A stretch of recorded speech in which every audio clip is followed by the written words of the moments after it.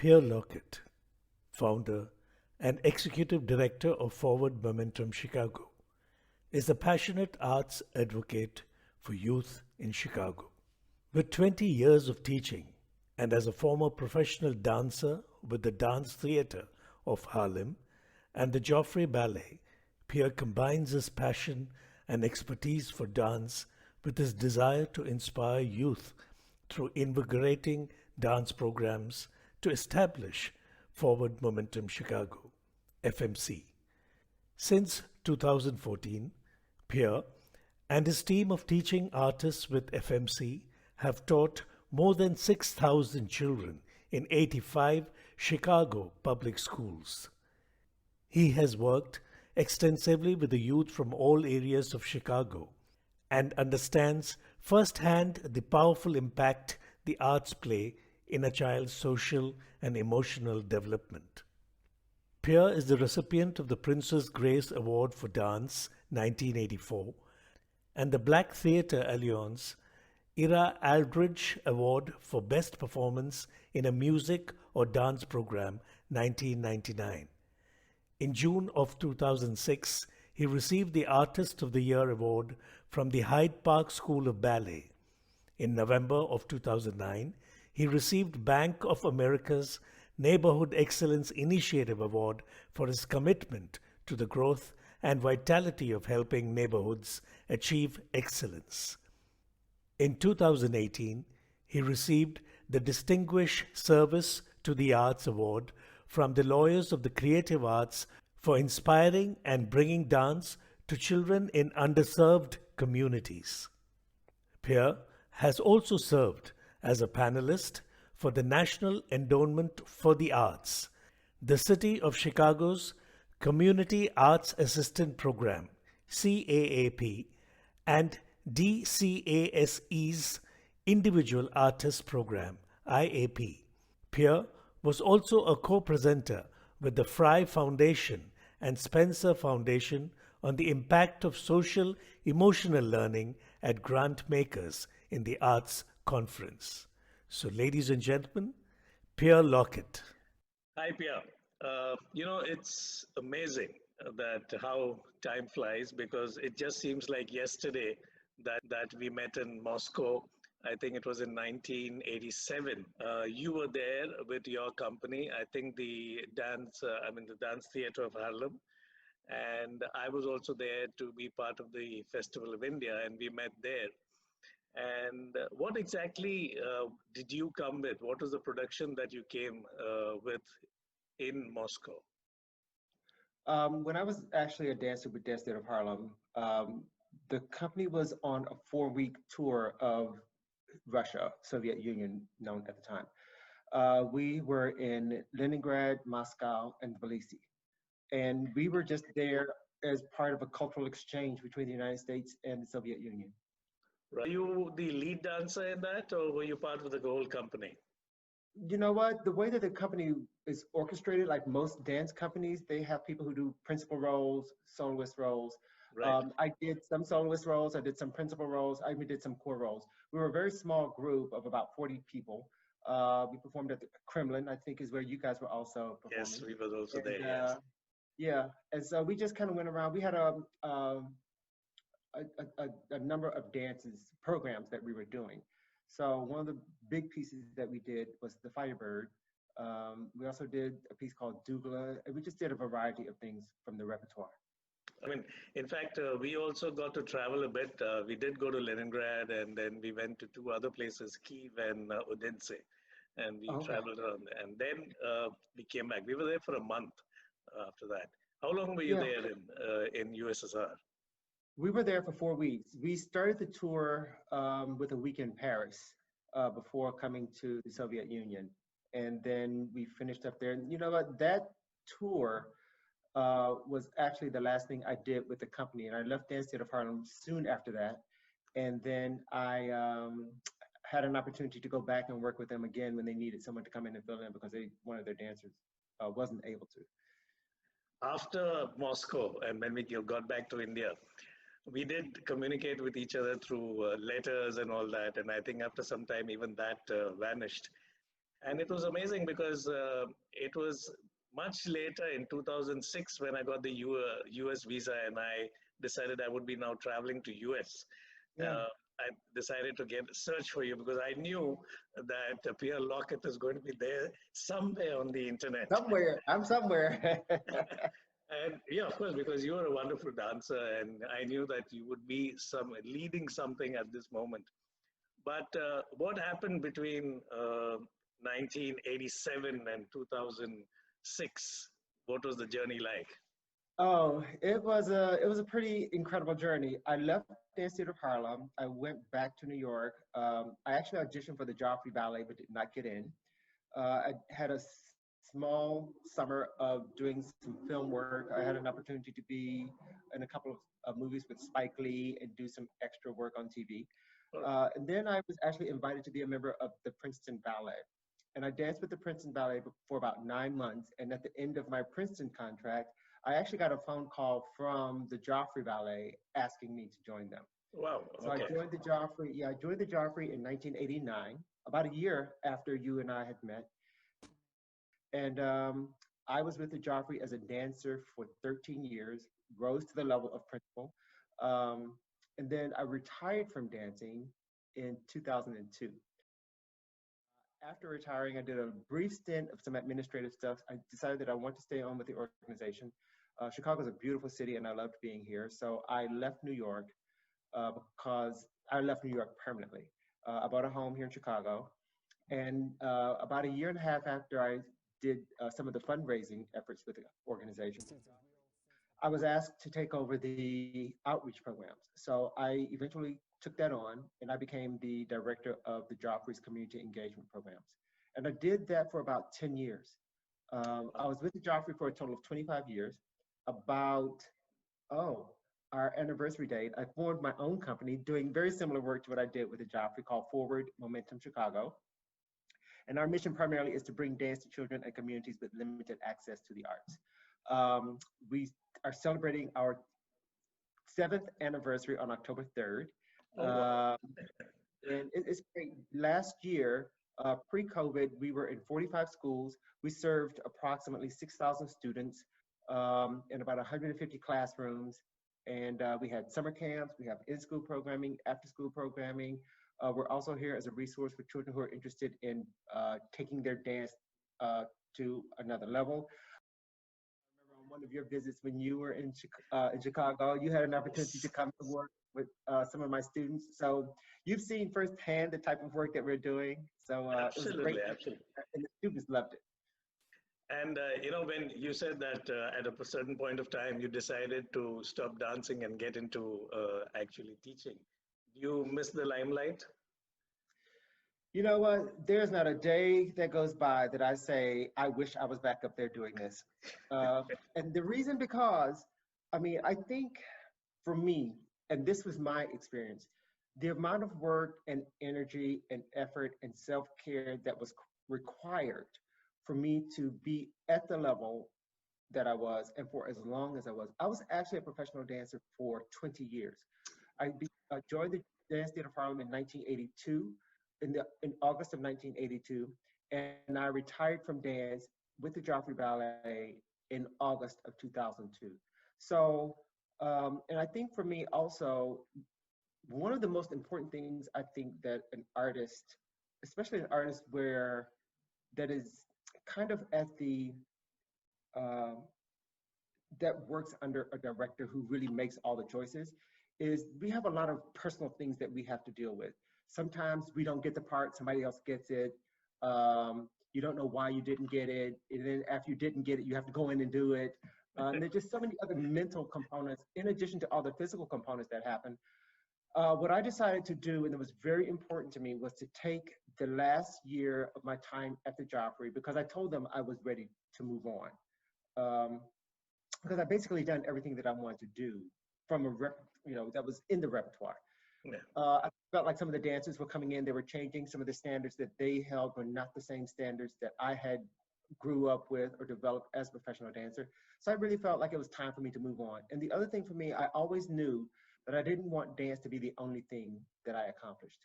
Um, so I decided I was going to get my mind and my body together. And for the last year of my professional career, that was the primary focus because I wanted to walk away with no demons, no injuries, um, and just feel good about what I had accomplished. And sometimes, even today, and it's been about 17 years now since I stopped dancing. And it just seems like a whole lifetime ago. So I do not miss it. Well, and I that's enjoy it. I enjoy going, but when I sit and I relax and I just look up there and like, wow, I couldn't do that now, so I'm good. but you did have your share of all the limelight and all the wonderful moments.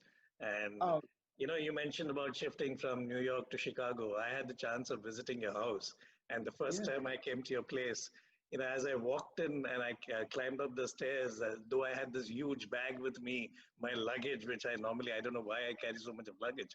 But anyway, as I was walking up, I was amazed at the collection of art pieces that you have, right from photographs to paintings to sculptures. And there's a lot of the ethnic side in your house and also the modern side in your house. And it itself it speaks volumes of the kind of journey that you've had, the yeah. friends that you've met, the artists that you've met.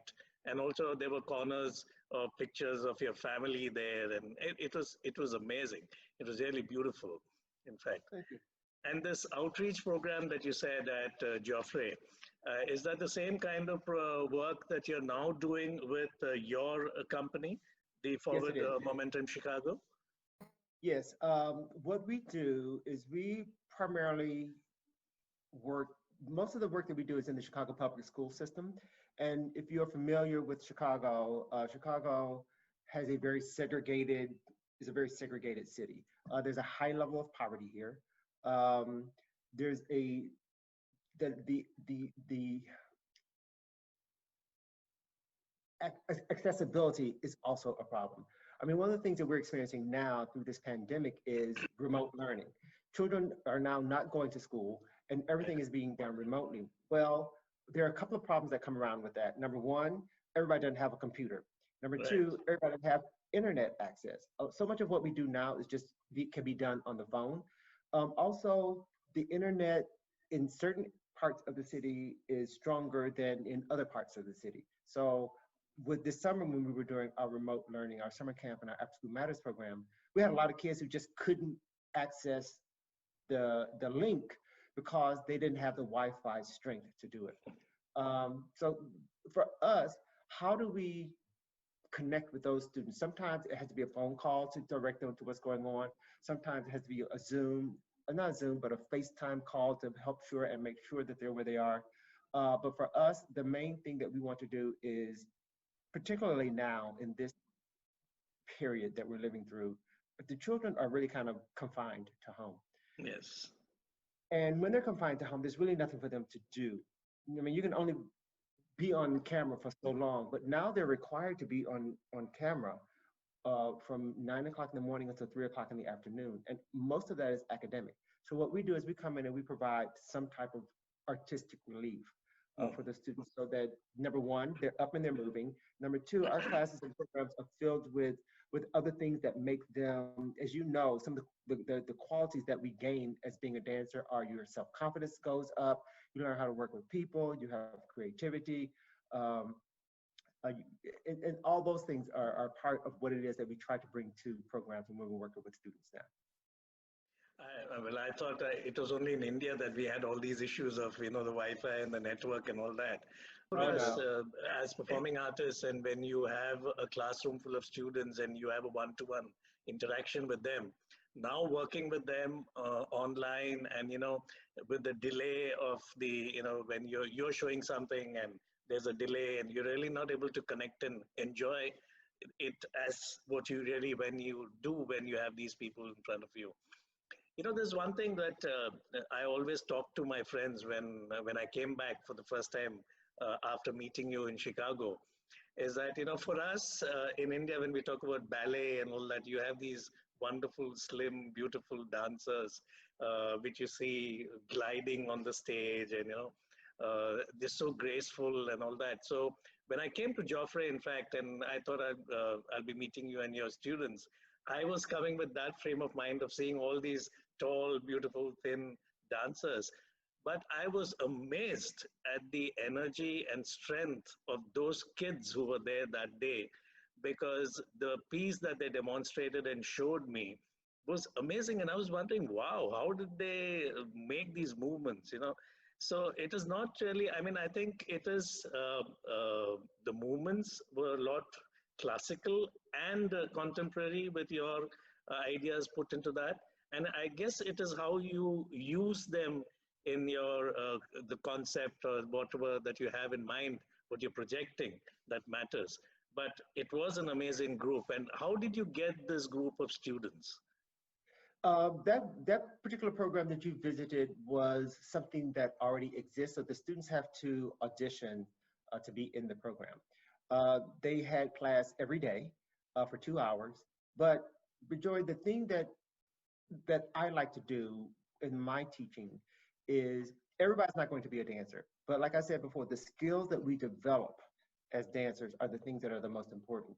And I kind of feel that I'm in a unique position. Number one, I am a lot of the kids that you saw. I didn't start dancing until I was 18. I grew up very poor. And so I'm taking my dance experiences and sharing it with them so that Right. they will now take those experiences and share with other people. And so a lot of my former students are actually doing that. Um, and it's not uncommon for me to see a student as I'm walking down the street saying, "Aren't you Pierre Lockett? You taught me dance when I was in the 6th grade, or you taught me dance when I was in high school." And um, what they always say, because my programs are run in the same manner that I trained as a professional dancer, you have to commit to doing what it is that you are doing, because the audience doesn't care if you're sick. The audience doesn't care if you have a headache. People have paid their money to come here and see a show. It is our responsibility to get out there and deliver. Those are lessons I think that students really need to be taught, especially when they're going to be leaving high school and leaving home, going on to post-secondary education. Mhm.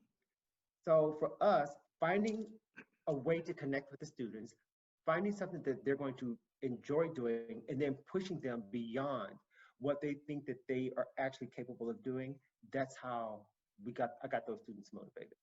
And they're I guess, actually interested in learning things beyond what they right. already know. And it also must be, it's a wonderful therapy, I guess, for all these students, because I'm sure a lot of them have trouble backgrounds and, you know, they want to get away from that. And coming here, the physical exertion that is there in what you get them to do and all that, it kind of releases all their, you know, it vents out all their anger and feeling and all that. And they divert it into something more beautiful and more thoughtful through the experience that they have with you. Yeah, and but the thing that's most interesting is and what I usually tell them is the fun is not in what it is that you're doing. The fun comes in accomplishing the goal at the end. And that's a hard thing for a lot of them to understand or get, because they don't know, why do we have to do it again? Why do we need to do it again? Because my thing is, when you go on stage to perform, you need to be so comfortable in whatever it is that you are doing so that you can then really let yourself go in that moment of dancing. This group of students that you have, do they stay with you for a very long time? Is there a kind of a, you know, you say that, all right, when you come and join me, then the training period is going to be for so long, or do they come and go? So when you want to do a production, do you also encounter problems like what we do, where we train a dancer, they get into the mood of that whole piece, and suddenly you're told, okay, now we are not free and we won't be available, so you start training all over again? You know, typically what we do is the show's got to go on. Sometimes the students are with me for a long period of time, but because our programs are really, most of the students do not pay to be in our programs.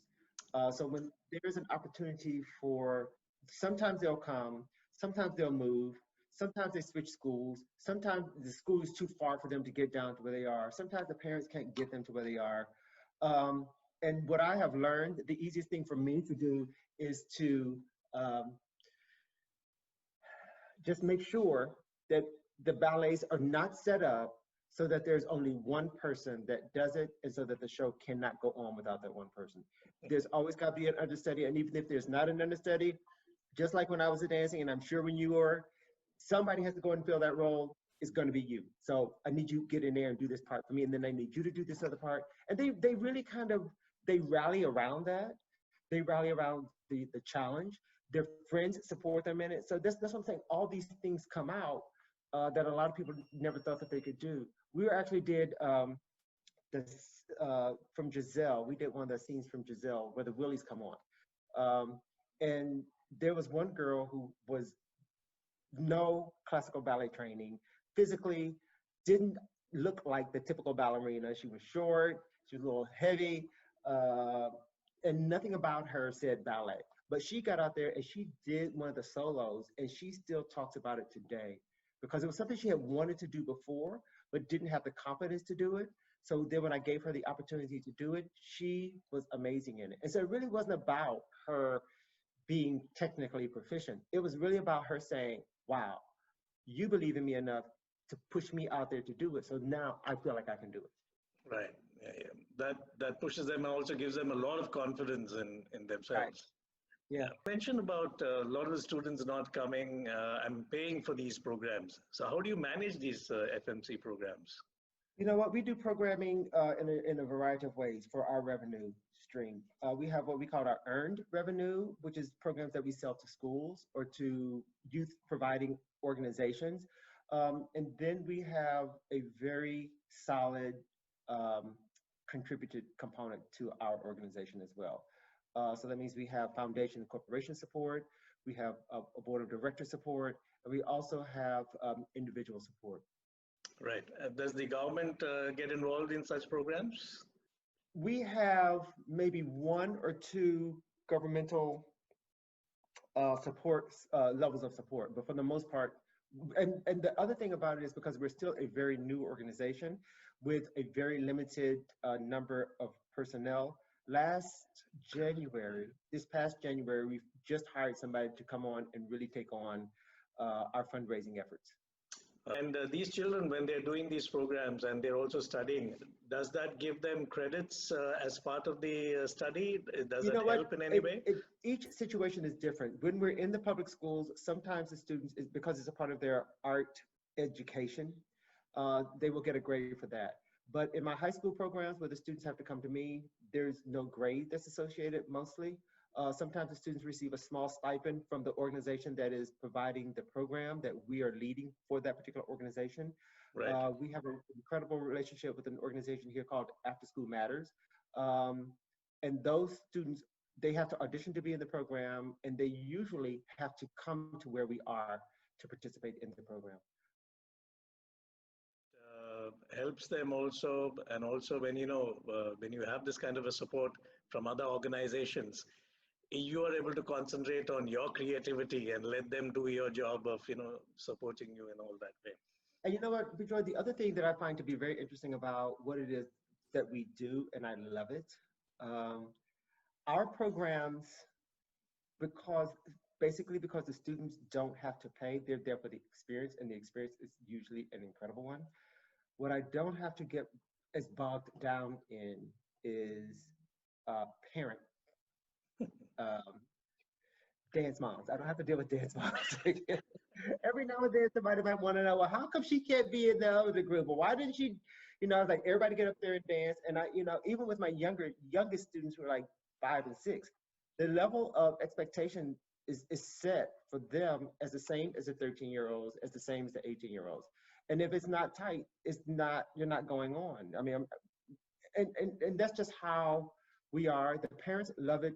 There's a high level of discipline, and there's a high level of expectations from the students who are participating in the program. And if they're not going to do it, then I have to have a conversation with the student, and I have to have a conversation with the parent, because we're all in this working collectively to put something on great. And if you don't want to be in this particular program, then what we need to do is help you find somewhere else to be. When you're doing all these programs, I mean, the most beautiful moment that you've had while you were a professional dancer, something that happened while you were actually center stage, and also something which was very gratifying, as a teacher after you started teaching. Can you think of Sure. two wonderful Yeah, moments? I mean, when I was at the Joffrey Ballet, there's a solo that I did called Touch Me. It was choreographed by Gerald Arpino. And the whole premise behind this particular piece was that he was being used as a vessel to carry out um, God's work. The person, me, didn't really feel, and in the words of the song, it's a gospel song. In the song, the guy is saying, I'm not worthy, why pick me? You need to pick somebody else, you know. And I think that particular dance was the most moving dance for me for a number of reasons. Number one, what the message was. Number two, um, when I was dancing, my brother died just before I started doing this particular solo, and my brother had never seen me do it. And so every time I would do the piece, and I did it for a long time, but every time I would do the piece, my inspiration behind doing the piece was always to know that I'm doing this and that my brother was watching. Watching you. Wow.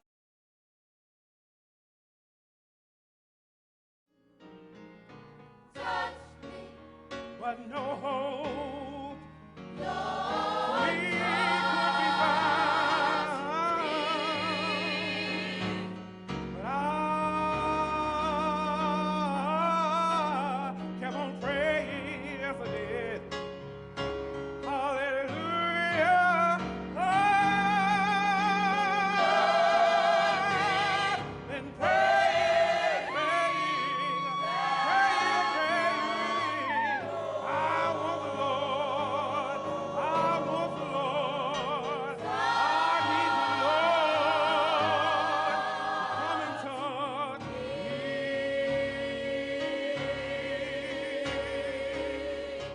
Beautiful. And what about the teaching experience? Anything that Oh yeah, so there's so many, and I think one of the most significant would have to be there's a man. I can't call him a young man because he's an adult now, about to turn 30. His name is A. Raheem White is his name, and he started dancing with me when he was in the 10th grade.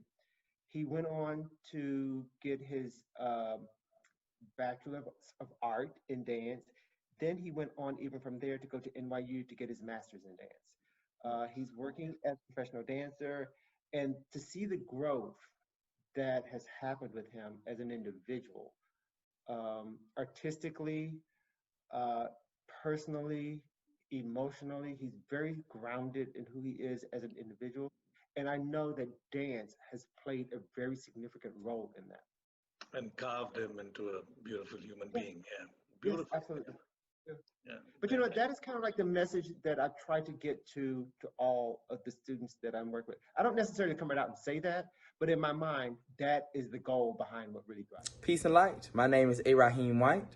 I am the founder of Raw Crystals and The Vibe is Right, boop, boop, as well as an alumnus of For Momentum Chicago, also an instructor. I've been working with For Momentum for about 6 years, but have been in PS programs since I was like 15. And I am so honored to be a part of this family. The work that they and we are doing, as well as like the impact that the students are having on my own life, I'm just so amazed and grateful. And how long are these sessions that you have with these children? I mean, do you meet every day, or is it a couple of days in a Each week? one, each one is different. Like when we do our summer programs,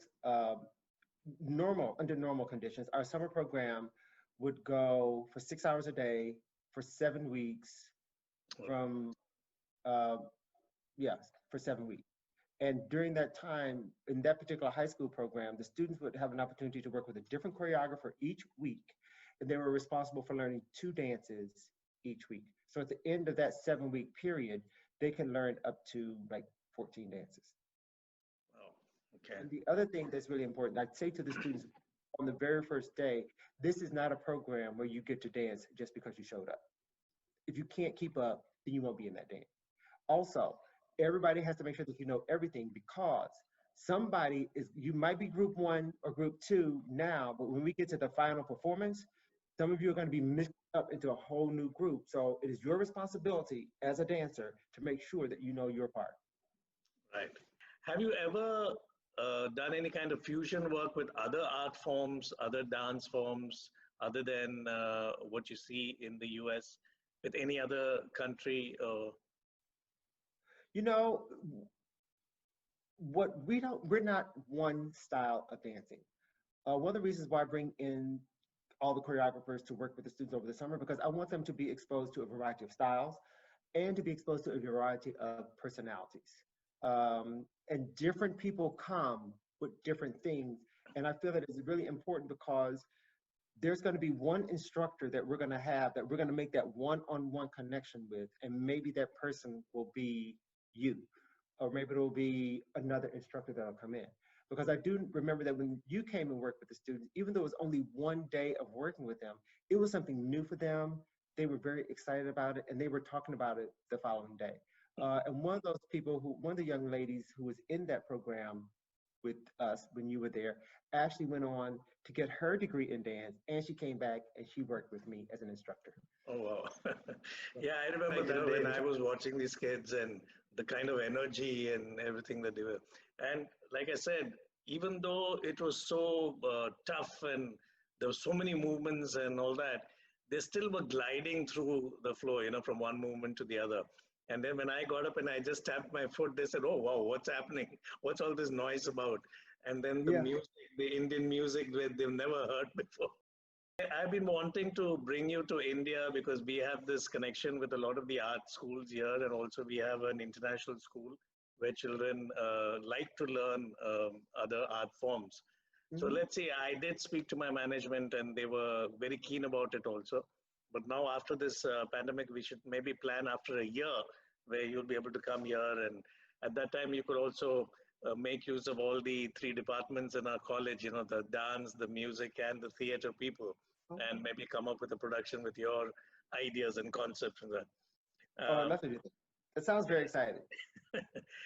Yeah, and is there something that you feel that you still haven't accomplished, and there's a dream that you have that you want to do and get to? Bijoy, I think the dream for me now is where I am with what I'm doing with my organization. For Momentum Chicago, we are only 7 years old, and we have made a very significant impact on dance education here in Chicago. I'm very proud of that. And what I would like to do is take this organization and just continue to grow, continue to reach more children, and to continue to find ways to partner and develop stronger relationships so that not only are we giving kids an opportunity to learn the skill of dance, but for those who are interested in pursuing dance professionally, that they have a way that we can assist them in achieving that.